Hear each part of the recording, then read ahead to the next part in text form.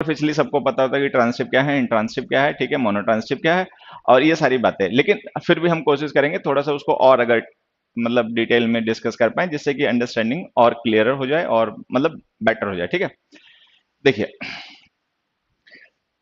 Verbs का categorisation से पहले एक बार हमें ये जान लेना चाहिए कि एक्चुअल में वर्ब्स हैं क्या, ठीक है। वर्ब्स वर्ब्स है क्या, तो मैं आपको बताता हूँ। देखिए, वेन एवर वी से और राइट समथिंग, जब भी हम कुछ कहते हैं या हम कुछ लिखते हैं, तो हमें वहां पे किन एलिमेंट्स की जरूरत होती है।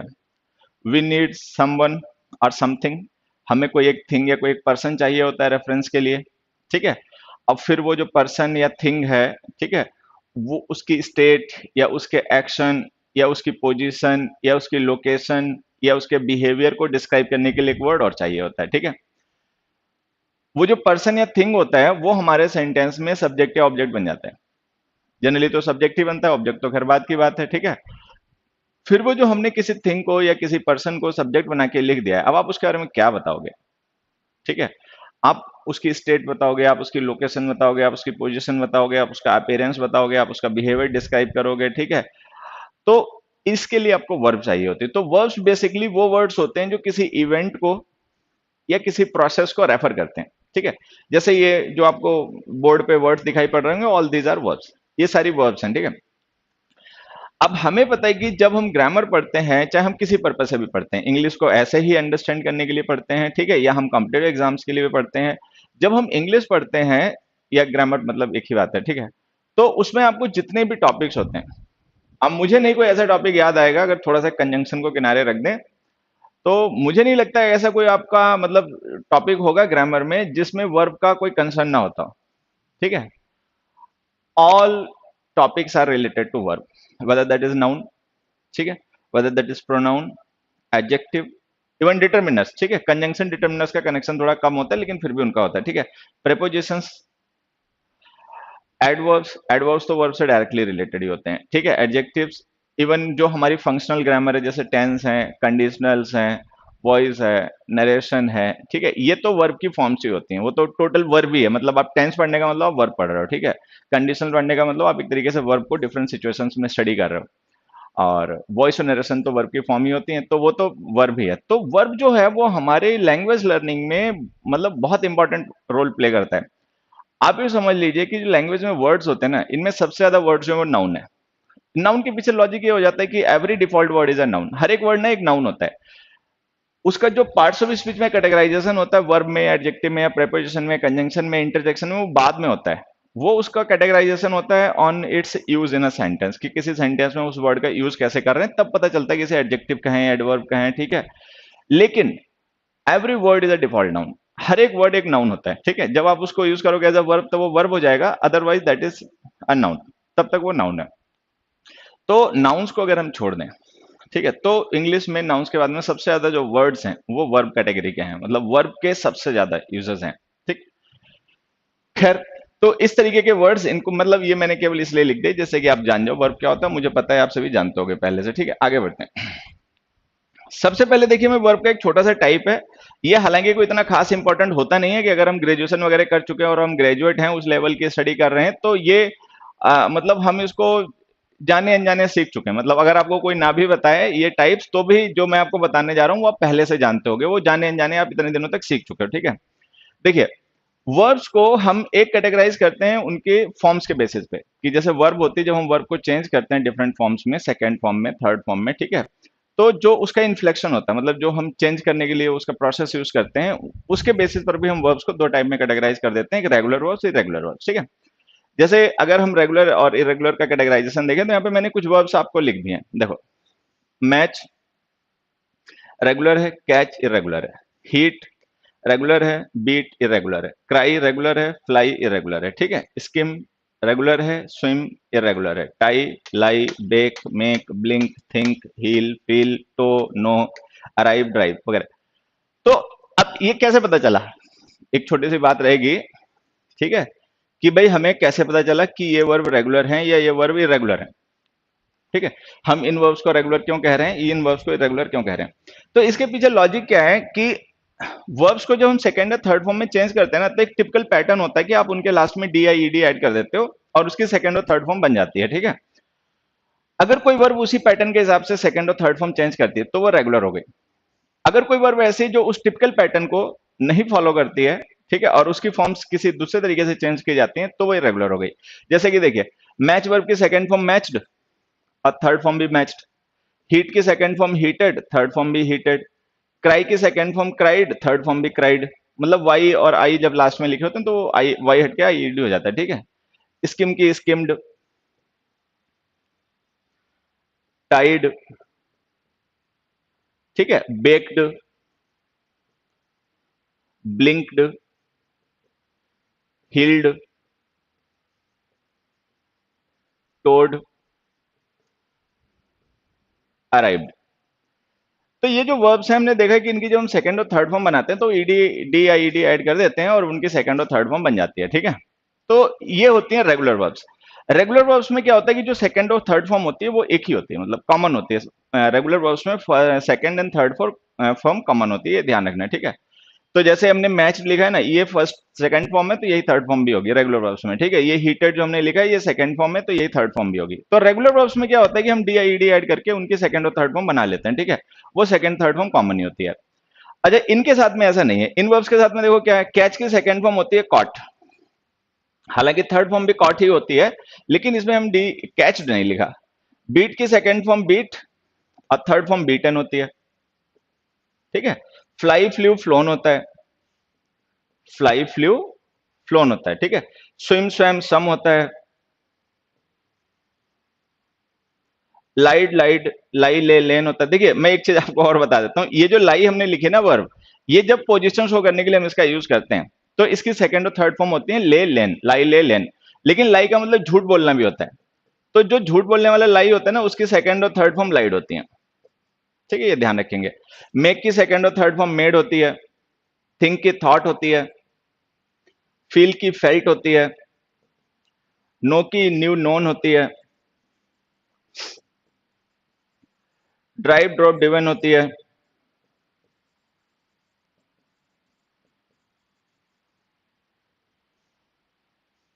गुड आफ्टरनून सभी को।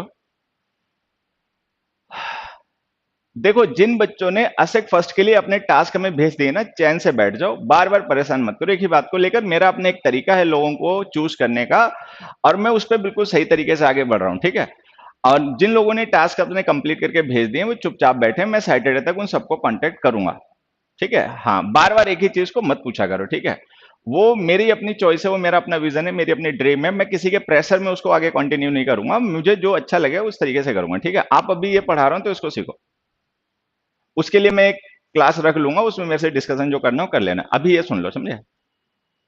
तो यहां तक आ गए रेगुलर इरेगुलर। अब देखिए, आपने पढ़ा होगा इंग्लिश में कुछ वर्ब्स ऐसी होती हैं जिनकी सारी फॉर्म्स कॉमन ही होती हैं। जैसे सेट है, अब सेट की फर्स्ट सेकंड थर्ड फॉर्म तीनों यही होते हैं। कट है, स्प्रेड है, स्प्लिट है। तो ये कुछ ऐसी वर्ब्स हैं जिनकी फर्स्ट सेकंड थर्ड तीनों फॉर्म कॉमन होती है। अब हम इनको कहां ले जाएं, रेगुलर या इरेगुलर? तो आंसर है ये भी रेगुलर होती हैं, ठीक है। तो ये भी रेगुलर वर्ब्स होती हैं। अब देखिए मैं आपको बताता हूँ, जो छोटे मोटे एग्जाम्स होते हैं, हल्के फुल्के लेवल के एग्जाम्स होते हैं, उनमें ये रेगुलर इरेगुलर वर्ब की जो फॉर्म्स होती हैं, ठीक है, हाँ। तो जो मतलब छोटे मोटे एग्जाम्स होते हैं, ठीक है, एमटीएस वगैरह, सीएचएसएल, सीएचएसएल का तो हालांकि हल्का नहीं रहा जब से इसको मतलब बीटेक वाले बच्चे देने लग गए एग्जाम को, लेकिन फिर भी काफी ऐसे एग्जाम्स होते हैं जिनमें हल्के लेवल के इंग्लिश के क्वेश्चंस आते हैं। तो उनमें रेगुलर इरेगुलर जो वर्ब की फॉर्म्स होती हैं, इनके डिफरेंस पे भी बेस्ड क्वेश्चंस आ जाते हैं। मुझे एक क्वेश्चन याद आ रहा है, मैं अक्सर क्लास में भी बच्चों को पढ़ाता हूं। जैसे हमने एक सेंटेंस लिखा, the butcher sleeved the lamb mercilessly, ठीक है। और एक क्वेश्चन हमने पिछली जो हमने एक डिस्कशन किया था इंपॉर्टेंट क्वेश्चंस का, कॉमन एरर्स का, ग्रामर के क्वेश्चंस का, उसमें एक क्वेश्चन था, the water of the lake freezed, ठीक है। अब यहां पे एक चीज समझना, देखो ये जो हमने स्लीव्ड लिखा है ना, ये एक वर्ब होती है स्ले। स्ले वर्ब का मतलब होता है किसी को मार डालना, वध कर देना, मतलब काट देना, मार डालना, ठीक है। इसकी सेकंड फॉर्म स्लीव होती है और थर्ड फॉर्म स्लेन होती है। मतलब ये एक इरेगुलर वर्ब है। ये जो हमने स्लीव्ड इसकी फॉर्म लिख दी ना, ये एक्चुअल में कोई वर्ब होती नहीं है स्लीव्ड, तो ये हमने गलत लिख रखा है। स्लीव लिखो, सेकंड फॉर्म इसकी स्लीव होती है, स्ले स्लीव स्लोन। मतलब इस टाइप के क्वेश्चंस अक्सर आते रहते हैं। ये जो हमने लिखा फ्रीज्ड, अब देखो फ्रीज वर्ब की सेकंड फॉर्म होती है फ्रोज, फ्रीज फ्रोज, और थर्ड फॉर्म होती है फ्रोजन। तो ये जो हमने फ्रीज लिखा ये गलत है, इसको फ्रोज लिखो। मतलब ये मैंने एग्जांपल्स के लिए आपको बता दिया कि इस तरीके के पेपर में क्वेश्चंस आते हैं, कई बार इस तरीके के आ जाते हैं, ठीक है, जहां पर आपको रेगुलर इरेगुलर वर्ब की फॉर्म पे डिफरेंस पे बेस्ड क्वेश्चंस होते हैं। एक छोटी सी बात मैं आपको बता देता हूं कि इंग्लिश में अब जो ज्यादातर वर्ब्स ऐड की जा रही हैं, मतलब अब जो नई नई वर्ब्स इंक्लूड हो रही हैं वो रेगुलर कैटेगरी की होती हैं, ठीक है। जैसे देखिए, ईमेल है, एक नाउन है, but when we use it as a verb emailed, तो ये रेगुलर वे में हमने इसको चेंज कर दिया। गूगल है, अब लोग गूगल को एज अ वर्ब यूज करते हैं, अक्सर यूज करते हैं, गूगल करो, इसको गूगल कर लो का मतलब उसको गूगल पे सर्च कर लो। तो गूगल पहले से तो कोई वर्ब है नहीं, पहले तो गूगल ही नहीं था, तो वर्ब कहां से होगी गूगल। तो ये जो इस तरीके की नई वर्ब सब इंक्लूड हो रही है ना इंग्लिश में, ये सब रेगुलर पैटर्न की ही होती है, मतलब ये रेगुलर पैटर्न्स को ही फॉलो करते हैं। जैसे जेरोक्स हो गया, तो ये जेरोक्स हो जाएगा, ठीक है। फोटोग्राफ हो गया, तो पहले तो फोटोग्राफ नहीं हुआ करते थे ना, पहले कैमरे वगैरह नहीं हुआ करते थे, तो फोटोग्राफ्ड हो गया। पहले टाइपराइटर नहीं हुआ करते थे, टाइप्ड हो गया। तो मतलब अब जो वर्ब्स इंग्लिश में ऐड हो रही हैं, ठीक है, मतलब नए नए वर्ड्स आ रहे हैं, नई नई वर्ब्स भी आ रही हैं, तो ये रेगुलर पैटर्न की होती है, इनका ध्यान रखना। कुछ सेट वर्ब्स हैं इंग्लिश में जो कि रेगुलर होती हैं, आप इनको चाहो तो सर्च कर सकते हो नेट पे, इजीली अपना लिखो कि लिस्ट ऑफ इरेगुलर वर्ब्स, और दुनिया भर की इरेगुलर वर्ब्स की लिस्ट खुल के आ जाएंगी। जो आपको ज्यादा अच्छी लिस्ट लगे वो अपना डाउनलोड कर लो, कहीं से प्रिंट निकाल लो, पढ़ लो, ठीक है। तो इरेगुलर वर्ब्स को एक बार आपको स्टडी जरूर कर लेना चाहिए, क्योंकि जो हमारे पेपर में रेगुलर इरेगुलर के डिफरेंस पे बेस्ड क्वेश्चंस आते हैं वो रेगुलर वर्ब्स के ही होते हैं, ठीक है। तो उनको आप अपना डाउनलोड करके नेट वगैरह से, कहीं से भी नेट से डाउनलोड करके इजीली पढ़ सकते हो। अच्छा, नहीं तो जो हमारा एक ये नीचे एक आपको लाइन सी चलती हुई दिखाई पड़ती होगी, इसमें हमारा टेलीग्राम चैनल का आईडी लिखा हुआ है असेक इंग्लिश, ठीक है।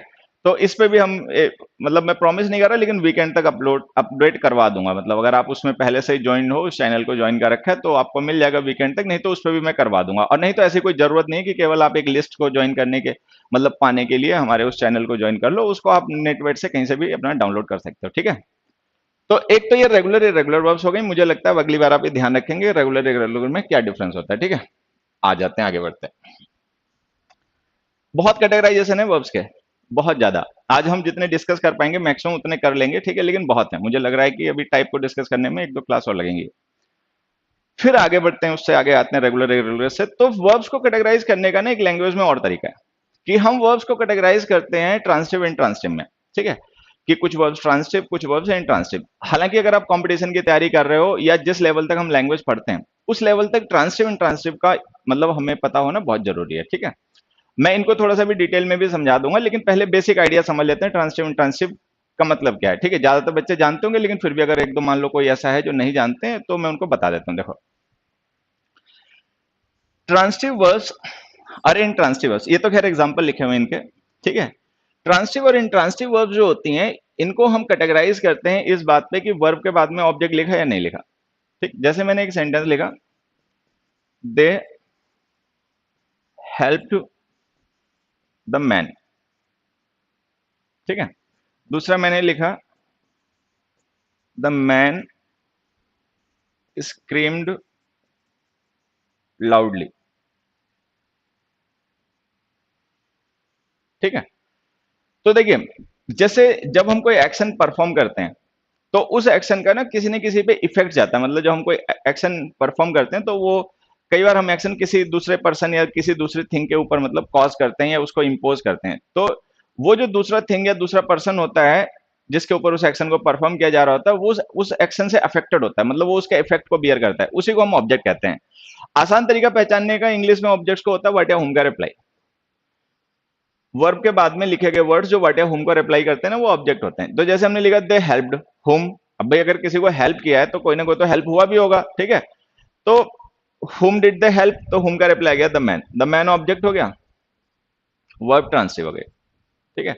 फिर हमने लिखा द मैन इज स्क्रीम्ड, हुम व्हाट डिड ही स्क्रीम, हुम डिड ही स्क्रीम, तो ना तो हमें व्हाट का रिप्लाई चाहिए ना हुम का रिप्लाई चाहिए, तो वर्ब इंट्रांसिटिव हो गए, ठीक है। लाउडली तुम में से ज्यादातर बच्चे जानते होंगे हाउ का रिप्लाई है, तो एडवर्ब है, ऑब्जेक्ट नहीं है, ऑब्जेक्ट होता तो व्हाट या हुम का रिप्लाई होता, ठीक है। तो देखिए ट्रांसिटिव वर्ब्स वो होते हैं जिनमें जब हम कोई काम करते हैं ना, when we do something then something gets done to somebody, मतलब when the subject does something there is something और someone who gets done to it, तो वो उसके साथ में होता है। जैसे देखिए he killed them, they got killed, तो ये ट्रांसिटिव वर्ब्स का एट्रीब्यूट होता है कि do something when you do something and the verb is transitive it is get done to somebody, तो ये किसी के साथ में काम होता है। जब आप मतलब किसी को किल कर रहे हो तो कोई किल हो भी रहा है, तो जो किल हो रहा है ना वही ऑब्जेक्ट होता है, उसको हम व्हाट या हुम से क्वेश्चन करके पता लगा लेते हैं। तो जैसे अगर हमने लिखा ना ही किल्ड देम, तो इसको हम ऐसे भी लिख सकते हैं दे गॉट किल्ड। तो अगर आपको लगता है कि वो जो वर्ब है उसको आप गेट के साथ में यूज कर पाओगे बाद में इस तरीके से, तो वो ट्रांसिटिव वर्ब है, ठीक है। खैर सीधी सी बात यह है कि जिन वर्ब्स के बाद में ऑब्जेक्ट लिख सकते हैं वो ट्रांसिटिव है, जिनके साथ में नहीं लिख सकते वो इंट्रांसिटिव है। हालांकि मैं हमेशा कहता हूं कि हिंदी विंदी के चक्कर में पढ़ा मत करो इंग्लिश सीखते टाइम, ठीक है। लेकिन फिर भी पता नहीं मैं अपने आप को रोक नहीं पा रहा हूं ये बात तुम्हें बताने से कि जो ट्रांसिटिव इंट्रांसिटिव वर्ब्स होती हैं इनको हिंदी में सकर्मक अकर्मक कहा जाता है। मतलब इन वर्ब्स को जो ट्रांसिटिव इंट्रांसिटिव होती हैं इनको हिंदी व्याकरण अगर आपने कभी पढ़ी होगी ना तो वहां पे नहीं कहा जाता सकर्मक अकर्मक, कि सकर्मक क्रियाएं अकर्मक क्रियाएं वगैरह वगैरह, ठीक है। अब देखो सा का मतलब विद होता है, मतलब इंग्लिश में जो प्रेपोजिशन होती है ना विद, ठीक है, और हिंदी में जो ये हमारा प्रेफिक्स होता है सा और ये होता है विद, ठीक है। अच्छा हिंदी में जो आ होता है इंग्लिश में इसकी प्रेपोजिशन होती है विदाउट, ठीक। तो सकर्मक का मतलब हो गया एक ऐसा action which has got a कर्म, जिसके साथ में कर्म है विद कर्म, और अकर्मक का मतलब विदाउट कर्म। अच्छा कर्म का मतलब वैसे देखो क्या होता है, कर्म का मतलब तो काम होता है भाई, कर्म ही पूजा है, ये सब हमने पढ़ा लिखा होता है शुरू से ही। लेकिन मैं आपको बताता हूं जब हम व्याकरण पढ़ते हैं तो वहां पे कर्म जो होता है ना वो एक्चुअल में अ केस ऑफ नाउन होता है, मतलब संज्ञा का हिंदी में क्या कहते हैं मुझे नहीं पता है, लेकिन इंग्लिश में उसको केस कहते हैं, तो ये केस होता है, ठीक है। केसेस जो होते हैं वो नाउन के रिलेशन होते हैं, मतलब नाउन का किसी वर्ड से क्या रिलेशन है उसे हम केस कहते हैं, ठीक है। तो कर्म जो होता है ये नाउन का रिलेशन होता है और इसको हम इंग्लिश में कहते हैं ऑब्जेक्ट, ठीक है। तो कर्म को हम ऑब्जेक्ट कहते हैं, जब किसी नाउन या प्रोनाउन को हम वर्ब के साथ में ऑब्जेक्ट बना के यूज करते हैं तो इंग्लिश में उसे हम ऑब्जेक्ट कहते हैं और हिंदी में उसे कर्म कहते हैं, ठीक है। तो सकर्मक का मतलब यही हो गया कि जिन वर्ब्स के साथ में ऑब्जेक्ट है सकर्मक है, जिनके साथ में नहीं है वो अकर्मक है, ठीक है। तो कर्म का मतलब यहाँ पे काम नहीं है, कर्म का मतलब यहाँ पे ऑब्जेक्ट है, ध्यान रखना, ठीक है। गुड नून बच्चे। चलिए खैर अब थोड़ा सा आगे बढ़ते हैं, ट्रांसिव इंट्रांसिव तो बेसिक आइडिया था जान लिया। अब यहाँ पे समझते हैं कि थोड़ा सा इंट्रांसिव वर्ब्स को और ज्यादा, ठीक है, थोड़ा सा इंट्रांसिव वर्ब्स को डिटेल में समझ लेते हैं, ठीक है। आज मैं आप लोगों से बात नहीं कर पा रहा हूँ, ये कमेंट कमेंट में पढ़ नहीं पाऊंगा, ठीक है। हाँ और वजह ये कि बहुत कुछ है डिस्कस करने के लिए और ऐसा ना हो कि भाई टाइम खत्म हो जाए और उसके बाद में डिस्कशन छूट जाए, तो इसलिए मैं आज तुम लोगों के कमेंट अभी बीच में नहीं पढ़ूंगा, बाद में देखूंगा, ठीक है। देखिए more about transitive verbs, transitive verbs के बारे में थोड़ा सा बता देता हूँ कि ये जो ट्रांसिटिव वर्ब्स होती हैं ये करती क्या है, मतलब इनका बेसिक फंक्शन क्या है। तो मैं बताता हूँ इनका फंक्शन क्या होता है। ट्रांसिटिव वर्ब्स का फंक्शन होता है to describe the position of subject, to describe the movement और motion, to describe physical behaviour of the subject और टू एक्सप्रेस द साउंड और speech caused by the subject. तो इंट्रांसिटिव वर्ब्स को अगर हम कैटेगराइज करें ना थोड़ा सा कि फंक्शन के अकॉर्डिंग भाई इंट्रांसिटिव वर्ब्स होती हैं क्या, उनके फंक्शन होते हैं, व्हाट डू दे डू, क्या करती हैं इंट्रांसिटिव वर्ब्स, ठीक है। तो इंट्रांसिटिव वर्ब्स के बेसिकली फंक्शन ये होते हैं कि या तो वो पोजीशन डिस्क्राइब करते हैं सब्जेक्ट की, ठीक है, या वो उसका मूवमेंट या मोशन शो करते हैं। तो जो वर्ब्स पोजीशन डिस्क्राइब करें सब्जेक्ट की या जो सब्जेक्ट के मोशन को या सब्जेक्ट की मूवमेंट को डिस्क्राइब करें वो इंट्रांसिटिव वर्ब्स होते हैं बेसिकली, ठीक है। ऐसा इसलिए होता है क्योंकि जब कोई सब्जेक्ट मूव कर रहा है या मोशन में है और हम उसके उस मोशन को और सब्जेक्ट को डिस्क्राइब कर रहे हैं तो वहां पे फिर किसी और पर्सन को रेफर करने का हमारे पास स्कोप नहीं होगा। मान लीजिए बर्ड्स फ्लाई कर रहे हैं, ठीक है, तो हम मैक्सिमम ये बता सकते हैं कि वो कहाँ फ्लाई कर रहे हैं, कैसे फ्लाई कर सकते रहे हैं, ठीक है। लेकिन वो जो एक्शन है ना वो इंटीग्रल पार्ट सब्जेक्ट का है, मतलब वो इनहेरेंट है सब्जेक्ट के अंदर क्योंकि सब्जेक्ट ही उस एक्शन की वजह से मूव कर रहा है। तो आप ये समझिए कि जो वर्ब्स किसी भी नाउन या प्रोनाउन की जो कि वर्ब का सब्जेक्ट होता है उसकी पोजीशन को या उसके मूवमेंट या मोशन को डिस्क्राइब करते हैं वो इंट्रांसिटिव होती हैं क्योंकि उनके साथ में हमें किसी दूसरे ऑब्जेक्ट की, किसी दूसरे पर्सन की या थिंग की जरूरत नहीं पड़ती, ठीक है। तो इंट्रांसिटिव वर्ब्स पोजीशन शो करने वाली होती है, मूवमेंट शो करने वाली होती है। या फिजिकल बिहेवियर जो वर्ब्स फिजिकल बिहेवियर डिस्क्राइब करती हैं, ठीक है, वो भी इंट्रांसिटिव होती हैं। जैसे देखिए यहाँ पे एग्जांपल मैंने लिया स्विम, स्विम बिहेवियर है, हाथ पैर मारना पड़ता है, ठीक है। अच्छा, मूवमेंट की कैटेगरी में भी रख सकते हो आप, मूवमेंट की कैटेगरी में भी स्विम को रख सकते हो, क्योंकि जब कोई स्विम करता है ना तो यूजुअली वो आगे बढ़ता है नदी में। जैसे आप स्विम कर रहे हो तो आप आगे बढ़ रहे हो पानी में, ठीक है। कई बार हालांकि वहीं पे खड़ा रह के भी स्विम कर सकता है, लेकिन ये बिहेवियर है, बिहेव करना है। स्विम करना मतलब बिहेवियर है, आपका फिजिकल बिहेवियर है, आपको हाथ पैर इसके लिए चलाने पड़ते हैं, ठीक है। सल्क, मुंह फुला लेना, नाराज हो जाना, किसी बात पर नाराजगी जाहिर करना। स्माइल बिहेवियर है, ठीक है। शिवर है सर्दी वगैरह लग जाती है, ठीक है, डर वगैरह लग गया तो आदमी कांपने लग गया, ये उसका फिजिकल बिहेवियर है कि वो मूव कर रहा है, ठीक है। मतलब मोशन नहीं है लेकिन वो मूव कर रहा है, बिहेव कर रहा है। कोलैप्स है, बिहेव है। तो इस तरीके की वर्ब्स जो फिजिकल बिहेवियर्स वगैरह को एक्सप्रेस करते हैं वो भी इंट्रांसिटिव होती हैं। अच्छा, इसके अलावा वो वर्ब्स जो कि हमारे साउंड को, मतलब when we make some noise, ठीक है, तो जो वर्ब उस नॉइज को एक्सप्रेस करने के लिए यूज होती है, मेकिंग नॉइज को जो वर्ब एक्सप्रेस करती है, वो सारी इंट्रांसिटिव होती हैं, ठीक है। देखिए, क्राई, ठीक है, when we cry it happens to us, there is nobody else who will get the effect of this verb, hence the verb remains intransitive, ठीक है। laugh, moan, कराहना, किसी की चोट लग गई अब पड़ा है करा रहा है, ठीक है। speak, weep, कफ, खांसना, कफ का मतलब खांसना, ठीक है। roar, दहाड़ना, scream, चिल्लाना। तो जो वर्ब्स स्पीच या साउंड को एक्सप्रेस करती हैं, ठीक है, वो भी इंट्रांसिटिव होती हैं। जो मोशन को, मूवमेंट को डिस्क्राइब करते हैं, पोजीशन को डिस्क्राइब करते हैं, वो भी इंट्रांसिटिव होती हैं, ठीक है। एक छोटी सी बात यहाँ पे समझनी बाकी रह जाती है। ये वर्ब्स जो यहाँ पे नीचे लिखी हुई हैं, जैसे एंटर है, लीव है, रीच है, क्रॉस है, अप्रोच है, ऑक्यूपाई है, इनहैबिट है, फिल है, थ्रॉन्ग है, ठीक है।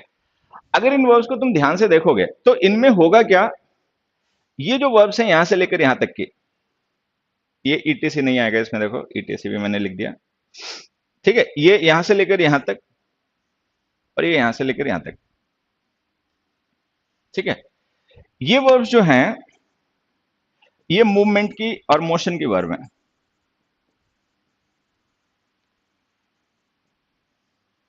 ठीक है।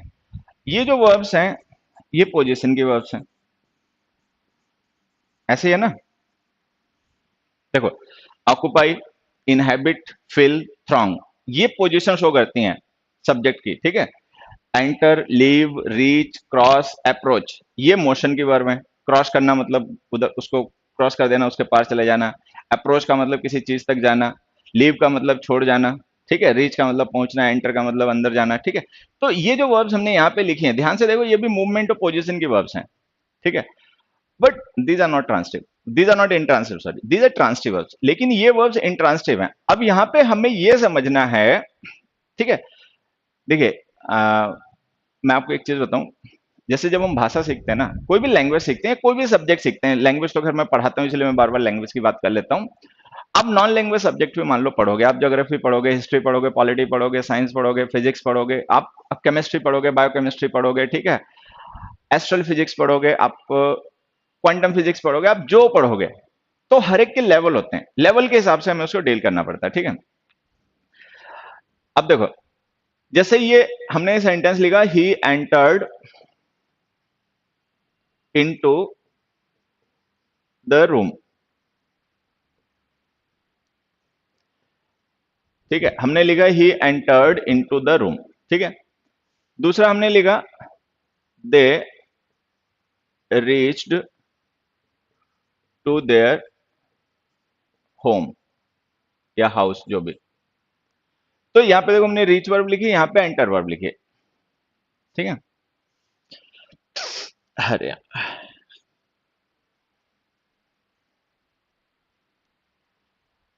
यहां तक आ गए। अब देखो, हमें पता है कि जो मतलब रीच है या फिर जो एंटर है, ये वर्ब्स ऑफ मोशन है, मूवमेंट की वर्ब है, मोशन शो करने वाली वर्ब्स हैं। तो अभी हमने पढ़ा कि जो मोशन और मूवमेंट शो करने वाली वर्ब्स होती हैं, इंट्रांसिटिव होती हैं, भैया यही पढ़ा ना। तो अगर ये वर्ब्स इंट्रांसिटिव होती हैं तो हम इनके साथ में ऑब्जेक्ट्स तो नहीं लिख सकते, तो फिर ये हमने जो इनटू प्रेपोजिशन लिखी ये सही है। लेकिन जो भी बच्चे कंपटीशन वगैरह की तैयारी करते हैं या जो थोड़ी बहुत अंडरस्टैंडिंग इंग्लिश की रखते हैं, उन्हें पता है कि एंटर के साथ इनटू और रीच के साथ में टू गलत है। खैर, अब हम इसको कैसे समझाएं, मान लो मुझे आपको समझाना है, ठीक है, कि तो मैं आपको ये बात कैसे समझाऊं कि एंटर के साथ में इनटू क्यों गलत हो गया, ठीक है। जब हमें पता है कि एंटर वर्ब जो है वो मोशन की वर्ब है, एंटर मूवमेंट की वर्ब है, एवरीवन नोज इट, हर कोई जानता है कि मूवमेंट की ही वर्ब है, ठीक है। हर कोई ये भी जानता है कि रीच मूवमेंट की वर्ब है, और जब ये भी पता है कि मूवमेंट की वर्ब से इंट्रांसिटिव होती है तो इनके साथ हमने डायरेक्ट ऑब्जेक्ट क्यों लिखा, हमने इनके साथ में मतलब प्रिपोजिशन क्यों नहीं लिखी, ठीक है। तो ये मैं आपको बताता हूं इनके साथ में हम प्रिपोजिशन क्यों नहीं लिखते। देखिए पहले तो मैं ये समझा देता हूं कि हम प्रिपोजिशन लिखते क्यों हैं, उसके बाद ये बताऊंगा इनके साथ क्यों नहीं लिखते, ठीक है। देखो एक हमने यहां पे एग्जांपल लिखा, दे वर, दे वर, मान लो इनमें से कोई वर्ब ले लेते हैं एक बार, ठीक है। वॉक ले लेते हैं सपोज, दे वर वॉकिंग। अब जैसे हमने लिखा दे वर वॉकिंग कि वो वॉक कर रहे थे, चलिए बढ़िया वॉक कर रहे थे। अब अगर वो वॉक कर रहे थे तो वॉक एक मूवमेंट की वर्ब है, ठीक है। हाँ, हम्म, हरिओम, क्या हो गया आंख में, ठीक है। तो हमने लिखा देवर वॉकिंग कि वो वॉक कर रहे थे। अच्छा वो किधर वॉक कर रहे थे, मतलब वो वॉक कर रहे थे तो उनका मूवमेंट हो रहा था, मोशन हो रहा था, ठीक है।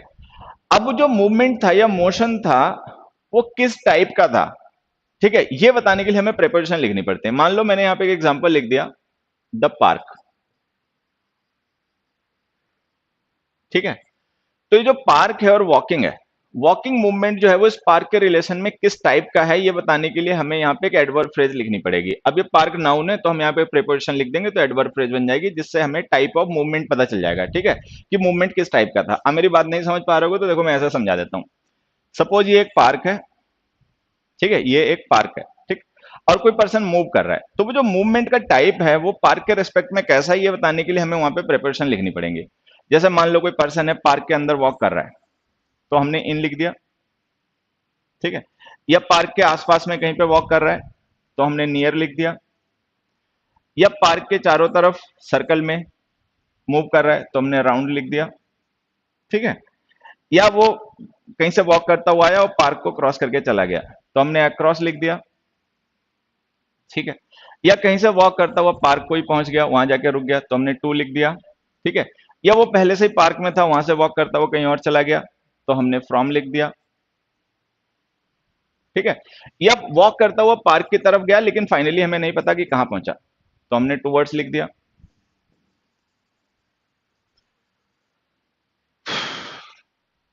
यही होता है ना भाई, ऐसे तो करना पड़ता है हमें। तो जैसे हमने लिखा they were walking near the park, in the park, round the park, across the park, to the park, from the park, towards the park, मतलब ये जो डिफरेंट प्रेपोजिशंस हम लिख रहे हैं ये आपको पता है क्या कर रही हैं, ये different prepositions type of movement describe कर रही हैं, क्योंकि जो वॉकिंग वर्ब है वो जिस मूवमेंट को रेफर कर रही है उस मूवमेंट का टाइप क्या था, ठीक है। तो ये जो मूवमेंट ऑफ मतलब टाइप ऑफ मूवमेंट जो है वो शो करने के लिए हम यहाँ पे प्रेपोजिशंस देखते हैं। लेकिन एक चीज देखना, अगर हम एंटर वर्ब लिख रहे हैं तो वहां पे डिफरेंट टाइप के मूवमेंट्स नहीं हो सकते। एंटर का मतलब गो इनसाइड होता है, there is a certain kind of movement, enter verb एक सर्टेन काइंड ऑफ मूवमेंट के लिए यूज होती है। अब देखो वॉक वर्ब जो है उसका वो जो मूवमेंट है ना वो मूवमेंट डिफरेंट टाइप्स का हो सकता है किसी प्लेस के रेस्पेक्ट में, नियर है, इन है, राउंड है, क्रॉस है, टू है, फ्रॉम है, टुवर्ड्स है। ये प्रेपोजिशन वही काम कर रही हैं, ये प्रेपोजिशन उस प्लेस के रेस्पेक्ट में इस मूवमेंट का टाइप डिस्क्राइब कर रही हैं कि इस मूवमेंट का टाइप क्या है।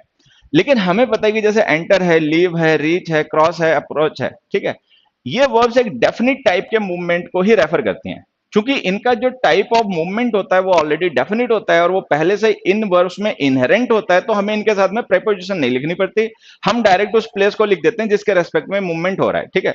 जैसे हमने लिखा they cross the bridge, they cross the road.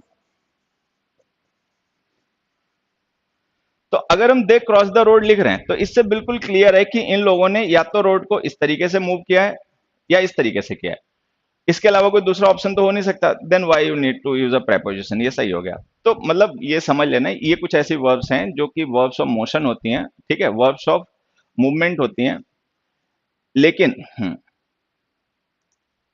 लेकिन फिर भी हमें इनके साथ में प्रेपोजिशन की जरूरत नहीं पड़ती, ठीक है। तो जैसे एंटर है, लीव है, रीच है, क्रॉस है, अप्रोच है, ऑक्युपाई है, इनहेबिट है, फिल है, थ्रॉन्ग है, ये वर्ब्स ऑफ मोशन है, वर्ब्स ऑफ प्रेपोजिशन है, लेकिन फिर भी हमें इनके साथ में प्रेपोजिशन नहीं लिखनी है क्योंकि इनका टाइप ऑफ मूवमेंट है, टाइप ऑफ पोजीशन डेफिनिट होती है, ठीक है।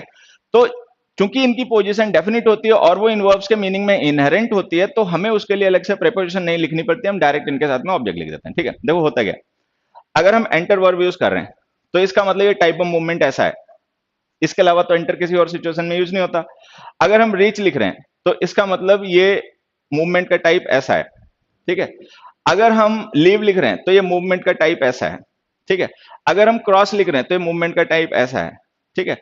अप्रोच लिख रहे हैं तो भी मूवमेंट का टाइप ऐसा है। रीच और अप्रोच एक ही तरीके के होते हैं कि वहां तक जाके खत्म हो जाना, ठीक है। ऑक्यूपाई लिख रहे हैं तो ऑक्यूपाई का मतलब जैसे ये कोई प्लेस है, ऑक्यूपाई का मतलब ये उसको कवर कर लिया इसने, तो ये टाइप ऑफ पोजीशन ऐसी है। इनहेबिट का मतलब ये होता है उसके अंदर रहना, उससे बाहर नहीं जाना, ठीक है। फिल का मतलब होता है उसके अंदर भर देना, थ्रोंग का मतलब होता है उसको भर देना, फिल कर देना। तो ये जो हमारी वर्ब्स हैं ये वर्ब्स ऑफ पोजीशन है, वर्ब्स ऑफ मूवमेंट है, लेकिन उनका टाइप ऑफ मूवमेंट है, टाइप ऑफ पोजीशन इनहेरेंट होता है वर्ब के मीनिंग में और वो डेफिनेट होता है। That's why we don't use preparation with them, ठीक है। तो उनके साथ में प्रिपरेशन मत लिखना, छोटी सी बात ध्यान रखना। तो कुल मिला के ये वर्ब्स मोशन शो करती हैं, मूवमेंट शो करती हैं, ठीक है, पोजीशन शो करती हैं, but still they are transit. तो जो इंडेफिनिट टाइप ऑफ मूवमेंट को या इंडेफिनिट टाइप ऑफ पोजीशन को रेफर करने वाली वर्ब्स होती है ना, उनके लिए हमें प्रीपोजिशंस लिखनी पड़ती हैं, बाकियों के लिए नहीं।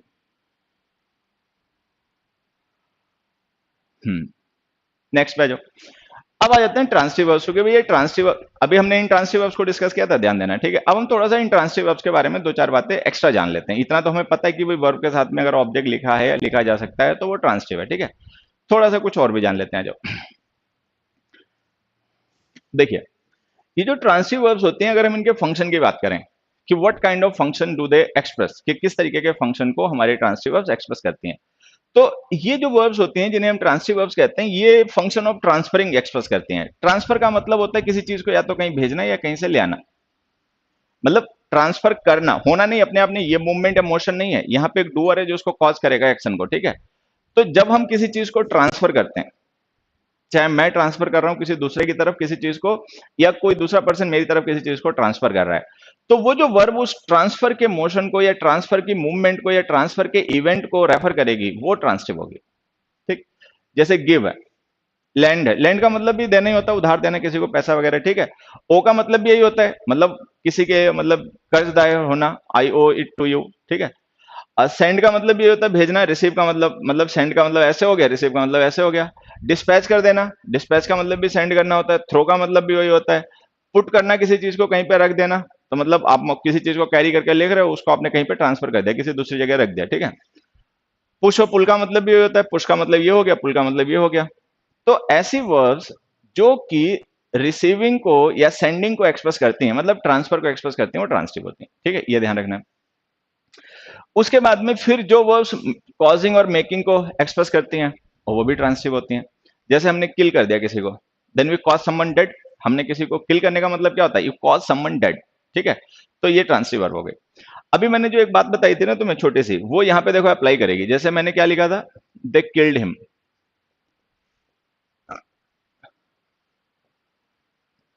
तो इसका मतलब क्या हो गया, he got killed.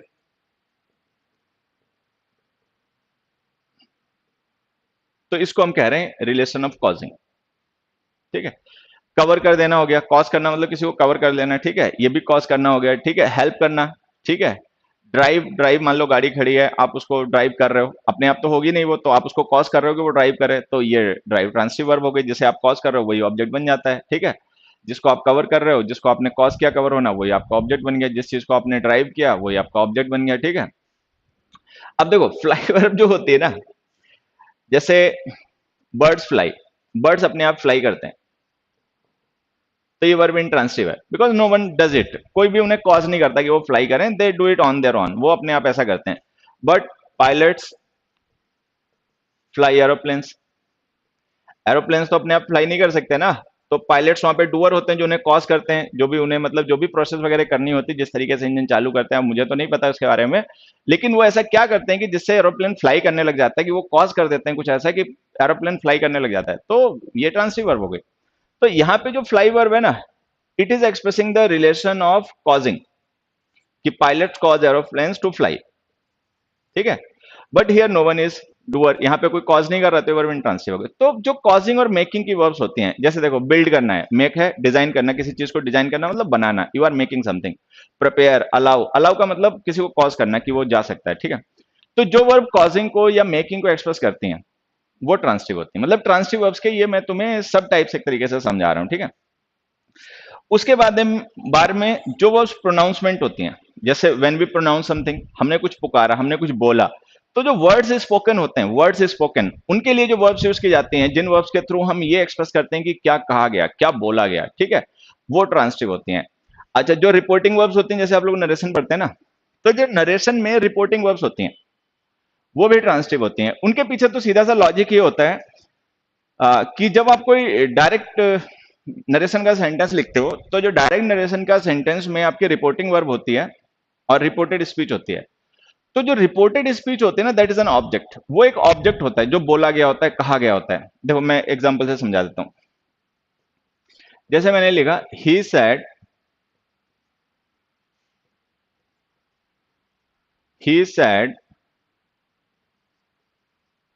You are tired, ठीक है। तो जैसे ये हमारी रिपोर्टिंग वर्ब है और ये रिपोर्टेड स्पीच है, तो जो रिपोर्टेड स्पीचेस होती हैं वो एक्चुअली ऑब्जेक्ट होती हैं, क्योंकि वो बोली गई बात होती है, मतलब उनको कहा गया होता है, वो बोला गया होता है, प्रोनाउंस किया गया होता है। तो जब हम इनडायरेक्ट सेंटेंस बनाते हैं, तो जो हमारी रिपोर्टिंग वर्ब होती है वो बेसिकली ट्रांसिटिव होती है, वो रिपोर्टेड स्पीच उसका ऑब्जेक्ट बन जाती है। ही सेड दैट यू क्या आई लिख देना, आई वॉज टायर्ड। तो जो दैट आई वॉज टायर्ड है ना, वो इस सैड वर्ब के लिए ऑब्जेक्ट है। तो जो रिपोर्टिंग की वर्ब्स होती हैं, प्रोनाउंस की वर्ब्स होती हैं, जैसे किसी ने कुछ बोला, तो वो जो उसने बोला उसको एक्सप्रेस करने के लिए जो वर्ब यूज करोगे, जो उसके प्रोनाउंस किए गए वर्ड्स को रेफर करेंगी, वो सब ट्रांसटिव है। रिपोर्टिंग वर्ब्स ट्रांसटिव है। रिपोर्टिंग वर्ब्स इसलिए ट्रांसटिव हो जाती हैं क्योंकि जो रिपोर्टेड स्पीच होती है दैट इज द ऑब्जेक्ट, वो रिपोर्टेड स्पीच ऑब्जेक्ट हो जाती है, ठीक है। ये जैसे देखो, से है, टेल है, ऑर्डर है, एडवाइस है, रिक्वेस्ट है, थैंक है, वेलकम है, ठीक है, विश है, ये सारी वर्ड्स तुमने पढ़ी होंगी। जब नरेशन पढ़ते हो तो वहां पे वर्ड्स पढ़ाई जाती हैं, वहां पे तुम्हें भी पढ़ाई गई होंगी, कहीं भी पढ़े होगे। तो ये सारी वर्ड्स ट्रांसटिव होती हैं, ठीक। तो जनरली जो हमारी ट्रांसिटिव टाइप की वर्ब्स होती है ना, वो ऐसी वर्ब्स होती हैं जो या तो सेंडिंग और रिसीविंग के रिलेशन को एक्सप्रेस करती हैं, मतलब रिलेशन ऑफ ट्रांसफर, या वो कॉजिंग और मेकिंग को एक्सप्रेस करती हैं कि someone causes something else to do something, किसी ने किसी को कॉज किया कि वो ऐसा कुछ करे, ठीक है। या जैसे हमने एक कॉजिंग का मैं एक एग्जांपल तुम्हें देखो और बता देता हूँ। जैसे हमने लिखा दे स्टार्टेड द कार, ठीक है। तो इसका मतलब they cause the car to start, कि उन्होंने मतलब कॉज किया कार को कि वो स्टार्ट हो जाए। क्या किया उन्होंने, इग्निशन स्विच ऑन कर दिया, ठीक है, जैसे भी कर दिया, ठीक है। तो ये जो है ना, ये कॉजिंग है। या मेकिंग है, जैसे दे बिल्ड अ हाउस, उन्होंने एक घर बनाया, तो ये कॉजिंग नहीं है, ये मेकिंग है। तो जो वर्ब कॉजिंग या मेकिंग को एक्सप्रेस करती हैं वो ट्रांसिटिव होती हैं, ठीक है, क्योंकि जिसे हम कॉज करते हैं, जिसे हम मेक करते हैं, वही हमारा ऑब्जेक्ट बन जाता है, ठीक है। उसके बाद में जो वर्ब्स हमारा प्रोनाउंस किए गए वर्ड्स को, फ्रेजेस को एक्सप्रेस करती हैं, और जो वर्ब्स रिपोर्टेड स्पीच को इंट्रोड्यूस करती हैं, वो सारी ट्रांसिटिव होती हैं, ठीक है। चलो, ट्रांसिटिव वर्ब्स को थोड़ा सा और देखो डिटेल में समझते हैं। अभी जो आपकी ट्रांसिटिव वर्ब्स होती है ना, इनकी भी सब कैटेगरीज हैं, मतलब ट्रांसिटिव वर्ब्स की भी अपनी सब कैटेगरीज हैं। आ, नमस्ते भाई, सभी को नमस्ते। देखो, ट्रांसिटिव वर्ब्स की अपनी सब कैटेगरीज हैं। एक मोनो ट्रांसिटिव वर्ब्स, एक डाई ट्रांसिटिव वर्ब्स, और एक कॉम्प्लेक्स ट्रांसिटिव वर्ब्स, ठीक है। Monotransitive, ditransitive, complex transitive. सबसे पहले मैं मोनो ट्रांसिटिव आपको समझा देता हूं। देखिए, मोनो का मतलब तो सभी समझते हैं ना, मोनो का मतलब वन होता है, ठीक है, और डाई का मतलब टू होता है। तो ये सिंपल सा वही आंसर है कि मोनो ट्रांसिटिव वर्ब वो होती है जिसके साथ में एक ही ऑब्जेक्ट यूज हो सकता है, ठीक है, या तो व्हाट का रिप्लाई या होम का रिप्लाई। डाई ट्रांसिटिव होती है जिनके साथ दोनों ऑब्जेक्ट यूज हो जाते हैं। जैसे मैं एग्जांपल दे देखो समझाता हूँ। ये हमने प्रेफर वर्ब लिखी, तो मैंने लिखा ही प्रेफर्स क्रिकेट, ठीक है। तो ये मोनो ट्रांसिटिव वर्ब है, इसके साथ इसीलिए एक ऑब्जेक्ट हमने लिख पाया क्रिकेट, ठीक है। या मान लो मैंने एक सेंटेंस लिखा ही, इन्हीं में से कोई लिख देते हैं, ही लव्स हिज पेरेंट्स, ठीक है। तो जैसे लव्स वर्ब है ना, इसके साथ हमने एक ही ऑब्जेक्ट लिख पाया हिज पेरेंट्स। तो ये जो लव वर्ब है या प्रेफर वर्ब है, ये ट्रांसिटिव है, लेकिन ये मोनो ट्रांसिटिव है। हम इनके साथ में कोई एक ही ऑब्जेक्ट यूज कर सकते हैं, या तो व्हाट का रिप्लाई, ठीक है, जैसे क्रिकेट व्हाट का रिप्लाई है थिंग, या कोई पर्सन, मतलब ऑब्जेक्ट पर्सन या थिंग्स ही होते हैं, ठीक है। तो या तो आप किसी थिंग को ऑब्जेक्ट बना लोगे या किसी पर्सन को ऑब्जेक्ट बना लोगे। पर्सन होम का रिप्लाई होते हैं, थिंग व्हाट का रिप्लाई होते हैं। तो ये होगी मोनो ट्रांसिटिव वर्ब्स। लेकिन कुछ वर्ब्स ऐसी होती हैं जिनके साथ हम दोनों लिख सकते हैं, मतलब जिनके साथ में हम दोनों लिख सकते हैं। दोनों का मतलब है कि हम उनके साथ में व्हाट का रिप्लाई भी लिख सकते हैं और होम का रिप्लाई भी लिख सकते हैं। जैसे ये कुछ मोनो ट्रांसिटिव वर्ब है, मैं एक एग्जांपल से तुम्हें समझा देता हूं। सपोज हमने लिखा ही लेंट एक मिनट।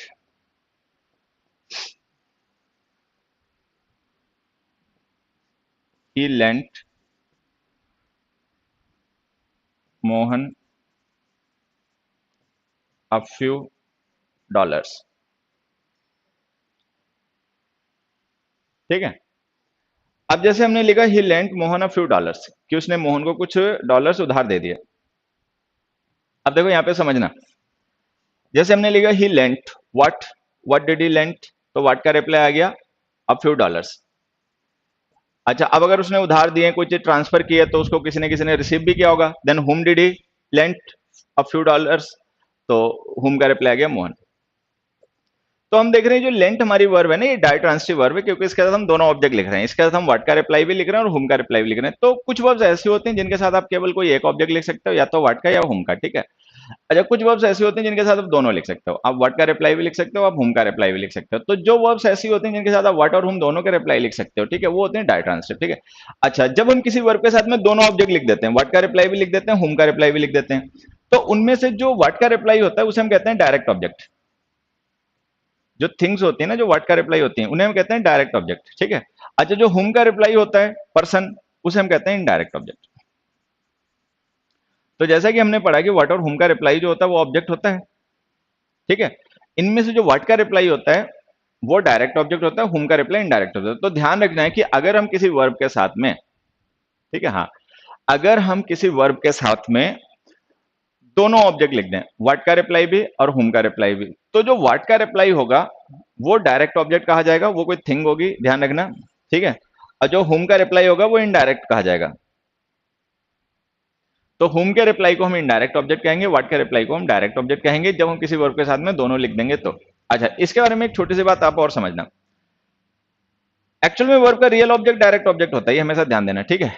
जो इनडायरेक्ट ऑब्जेक्ट हम लिखते हैं ना, व्हाट का रिप्लाई, हुम का रिप्लाई सॉरी, जो हम इनडायरेक्ट ऑब्जेक्ट लिखते हैं डायट्रांसिटिव वर्ब्स में, ठीक है, तो वो जो इनडायरेक्ट ऑब्जेक्ट्स होते हैं वो बेसिकली होते क्या हैं, वो होते हैं या तो रेसिपिएंट्स या बेनिफिशियरी।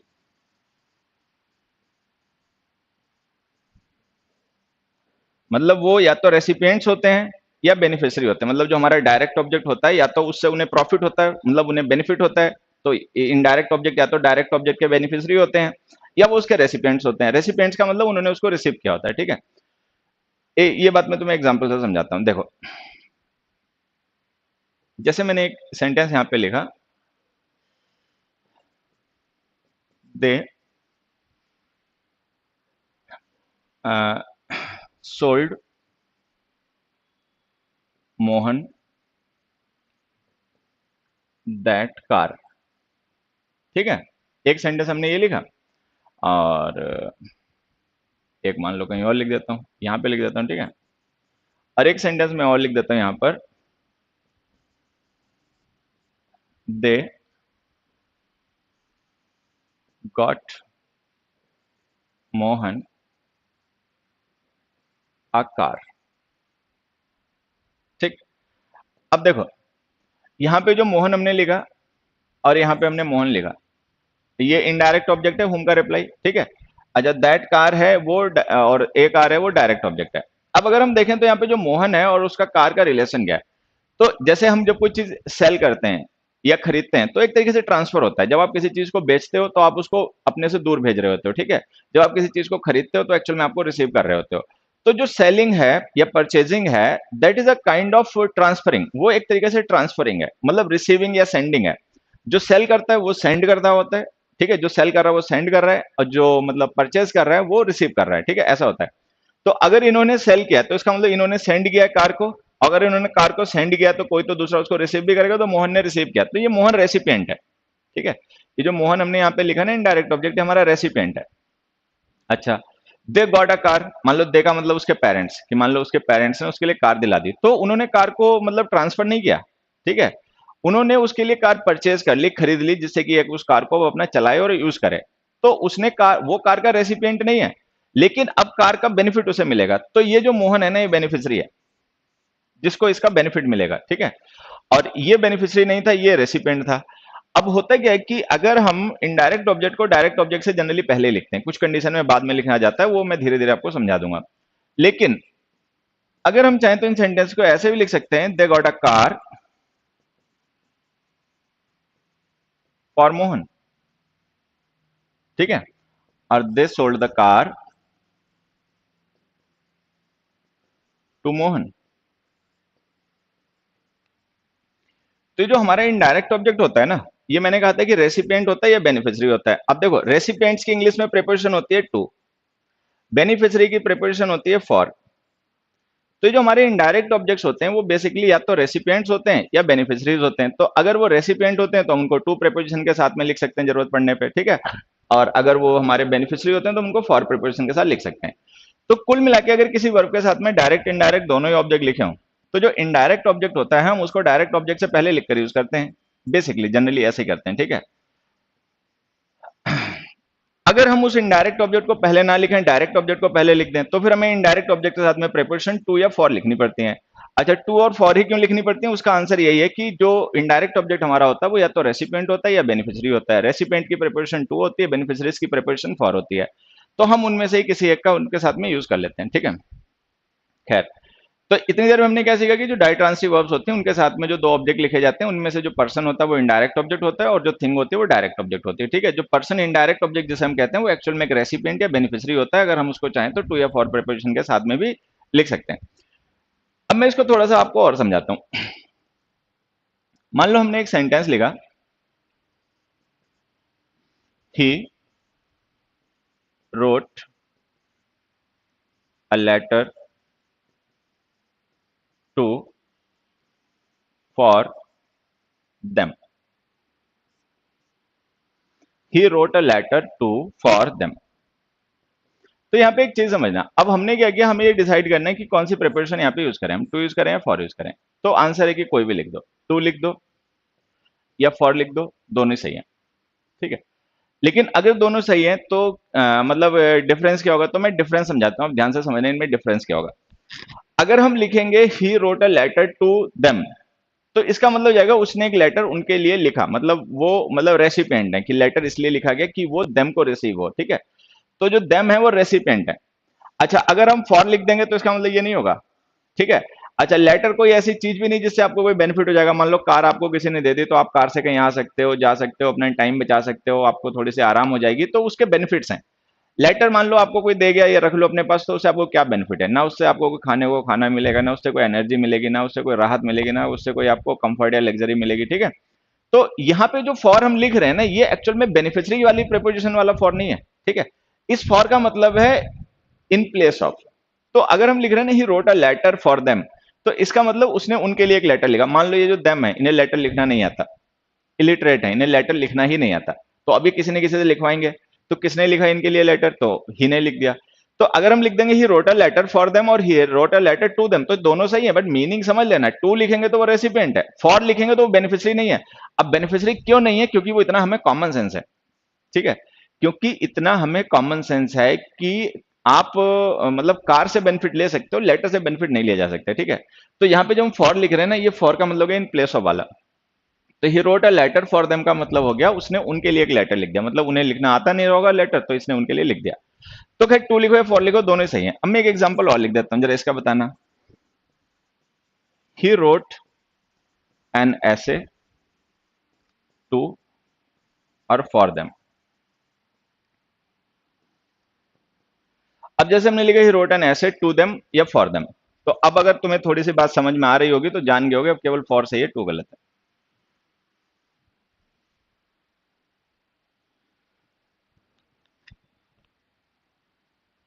ठीक है। अब ऐसा क्यों हुआ, देखो मैं समझा देता हूं इसके पीछे लॉजिक क्या है। जैसे लेटर होता है ना, वो मीन्स ऑफ कम्युनिकेशन है, लेटर्स हैं, एप्लीकेशंस हैं, ठीक है, ईमेल्स हैं, मैसेजेस हैं, ठीक।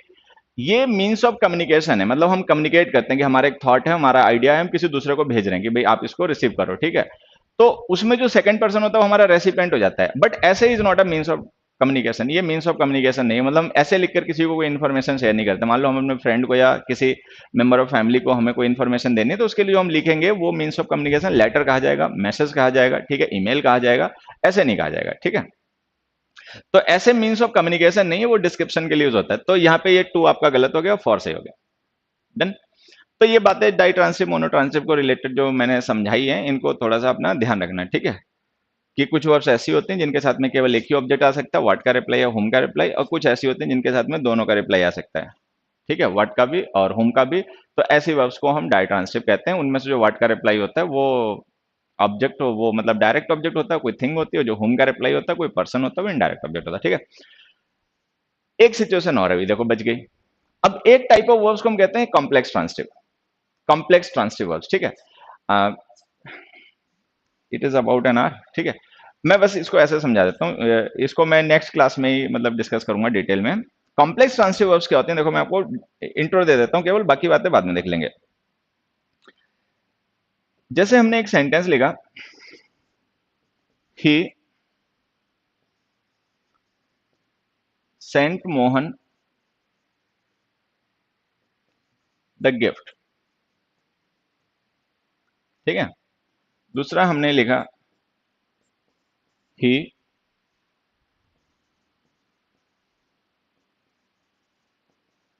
अपॉइंटेड मोहन अ क्लर्क,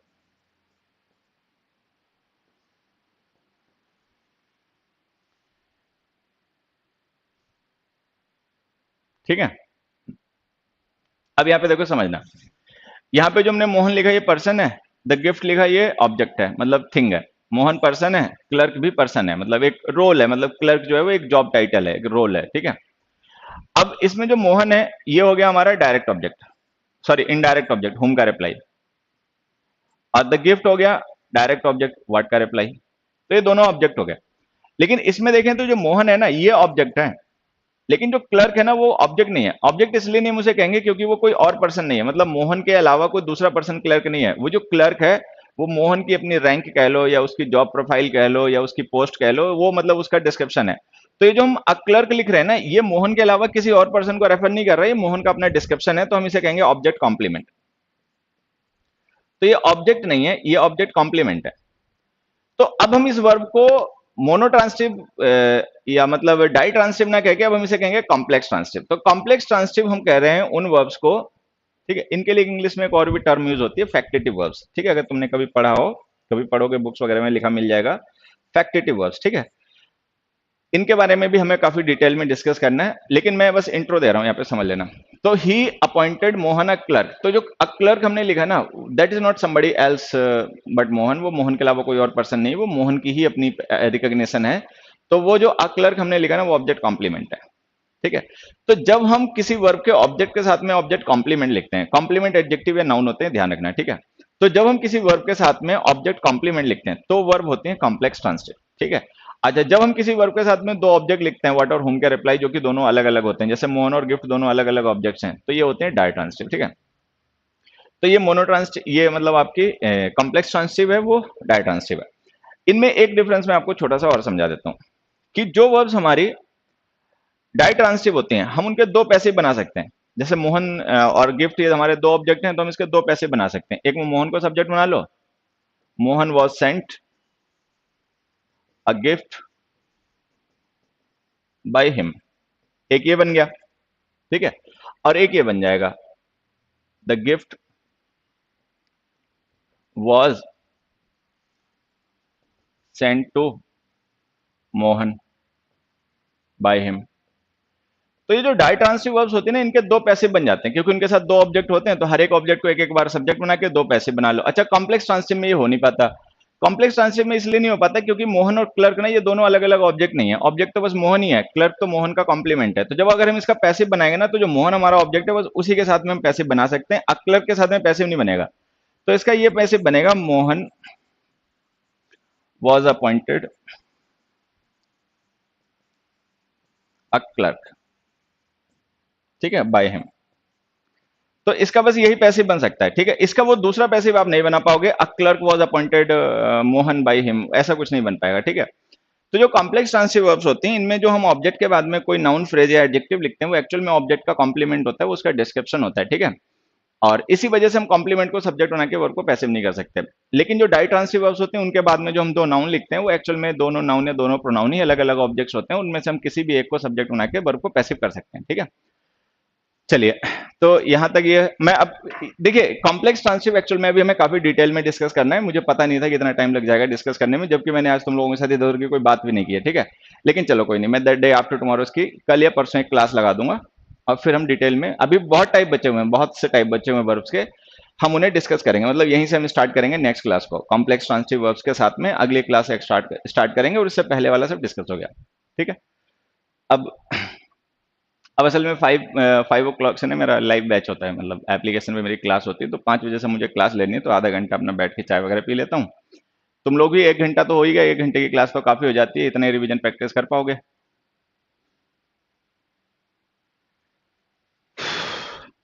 ठीक है, अच्छा बाकी ये जो तुम लोग आज अपने क्वेश्चन पूछ रहे थे, जो मैं बहुत बिजी होने की वजह से कंटेंट के साथ मैं बहुत बिजी था, मैं देख नहीं पाया। ठीक है, तो ये जो आज हमने डिस्कस, देखिए एक चीज मैं आपको बता देता हूँ, one thing is confirm that there will be another class, मतलब not just another, there will be other classes. ठीक है, और भी क्लासेस होंगी अभी वर्ब के टाइप्स को लेकर, 3-4 क्लासेस होंगी। ठीक है, तो आप लोग ये जो अपने क्वेश्चंस वगैरह भी पूछ रहे हो ना, जिनको मैं पढ़ नहीं पा रहा हूं और अब पढ़ भी नहीं पाऊंगा, ठीक है, तो आप क्या करना है कि जो भी हमने आज डिस्कस किया है इससे रिलेटेड तुम्हारे दिमाग में कोई क्वेश्चन है, ठीक है, जो बताया गया, जो समझाया गया, कोई चीज समझ में नहीं आई या उससे रिलेटेड कोई क्वेश्चन या कोई डाउट तुम्हारे दिमाग में चल रहा है, ठीक है, या एनीथिंग एल्स, कुछ भी ऐसा जो आप वर्ब्स को लेकर जानना चाहते हो, उसको क्या करना, इस वीडियो में ना कमेंट कर देना। इस वीडियो, जैसे ये वीडियो सेव हो जाता है ना, तो बाद में इसमें कमेंट कर देना। तो जो भी आपके रेलिवेंट क्वेश्चंस होंगे, जब मैं नेक्स्ट टाइम में वर्ब्स के टाइप्स को डिस्कस करने आऊंगा, तो उसमें मैं पहले उन्हें डिस्कस करके फिर मतलब बाद में आपको टाइप समझाऊंगा। तो ये जो भी इस समय तुम लोग पूछ रहे हो, बता रहे हो, ये मैं बता पूछ नहीं पाऊंगा, क्योंकि मेरे पास अब बहुत टाइम कम बचा हुआ है, मेरी उसके बाद में लाइव क्लास स्टार्ट होने वाली है। ठीक है, तो अब मैं 10-5 मिनट बैठ के जाके चाय पीऊंगा, रेस्ट करूंगा, और आप लोग अपने क्वेश्चंस को कमेंट सेक्शन में लिख देना, मैं उनको पढ़ लूंगा, फिर नेक्स्ट क्लास में वो सारे समझा के फिर आगे की क्लास कंटिन्यू करूंगा। ठीक है, so thank you everybody, bye. बहुत अच्छा टाइम बीता तुम लोगों के साथ में, अब चलते हैं। ठीक है, बाय एवरीबॉडी।